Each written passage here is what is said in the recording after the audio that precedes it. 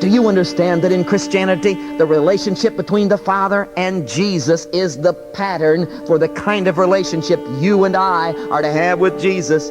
If you could ever find out what kind of intimacy, what kind of oneness, what kind of flow that Jesus had with His Father, you would know automatically, friend, what kind of intimacy and flow and life you're going to experience 24 hours a day in Jesus.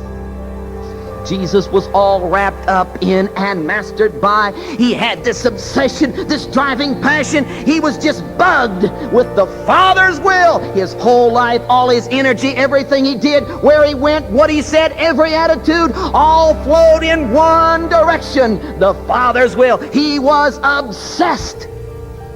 He says, as I'm mastered by and all wrapped up in and obsessed with the Father and His will, guess what? You're going to be all wrapped up in and mastered by Jesus and His will. As my whole heart beats for the Father, so your whole heart is going to beat for me, as I've got one driving passion, one determining factor, one high priority in my life, Jesus says. So you're going to have one driving passion, one high priority in your life. It's going to be Jesus and His will. Jesus is going to be your life. He's going to be your love. He's going to be your turn on. He's going to be your obsession. He's going to be the talk of your lips. You're going to think about Him 24 hours a day. He's going to be intimately involved in everything you do.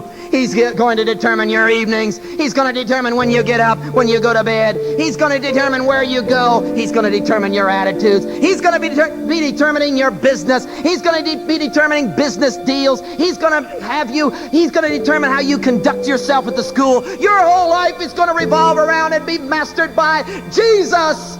You're going to be obsessed with Christ. Preacher, there are some other things beside religion, you know.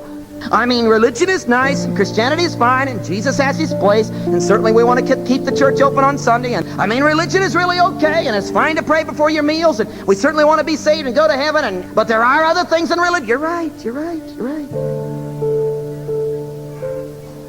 But I'm sorry, friend, we can't call you a Christian.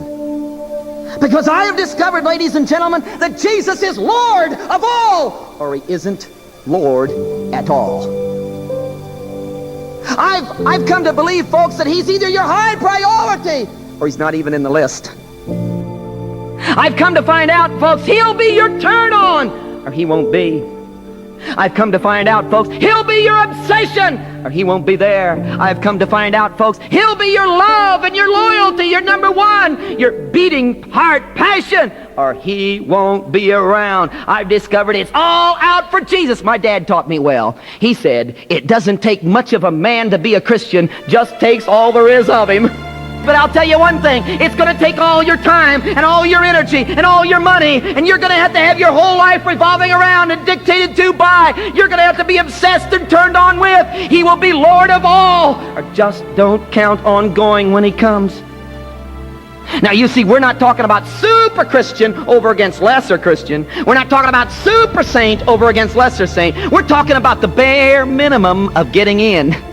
You note around here we don't talk about lukewarm Christians, kind of Christians, maybe Christians, hope they're Christians. We don't talk about that at all because, folks, there isn't such a thing as a lukewarm Christian. They don't exist. That's like talking about dry water. There's no such thing as half Christian. You're either all out for Jesus. Well, preacher, I'm trying to be. Do you go up to an elephant, whack him on the trunk and say, are you an elephant? Well, he says, I'm trying to be. You don't try to be an elephant. You either are or you aren't. And there's only one standard for Christianity, folks, and that is all out for Jesus. I want to ask you, friend, when are you going to go all out for Jesus? When's He going to become your love? When's He going to be your turn on? When's He going to become your delight? Well, what does He demand out of you? All out for Jesus. Number one, turn on, obsession, passion, burning from the heart. Can I ask you, friend, when are you going to pull out all the stops and just begin to burn for Jesus? When's He going to be your love? When is He going to be your delight? When is He going to be the excitement of your being? When is He just going to be your living experience? When are you going to go all out for Christ? You know whether Jesus is your love. You know whether He's your turn on. You know whether He's your excitement. You know whether He's your life.